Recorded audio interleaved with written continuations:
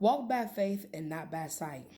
God has truly convinced me is that once we walk by faith with him, all things will be added unto you. You will want for nothing because God will provide everything.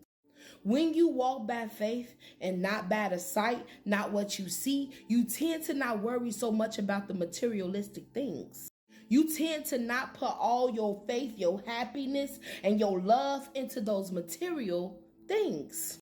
Instead, you start looking more towards the eternal and not the temporal. If we're really real with ourselves, the only time we go through the depression, the anxiety, the strife, the heartache, the pain is when we looking by sight and not going on faith. We too worried about what we see and not what it is or what God is doing in our life.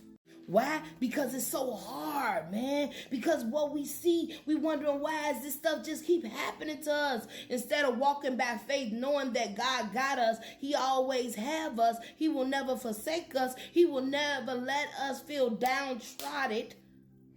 And we always have the victory. At the end of everything that we go through, we always end up with the victory. Through all the trials and tribulations we go through, at the end of all that, it's always a victorious stance at it. We get over those mountains. We get over those molehills. But see, we too busy, instead of walking by faith, we walking by sight. When we see something going wrong, we trying to see how we can fix it. Instead of thinking, Lord, why am I going through this? Lord, I know you're going to come and fix it. I know you got me, Lord.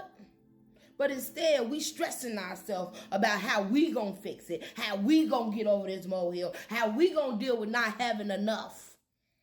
So start walking by faith and not by sight. Sometimes we got to put blinders on to what we see. Remember, because you can see and not really see. We can see what's in front of us, but we can't really see what's in front of us. Yeah, y'all be blessed. I'm done. Thank you, Lord.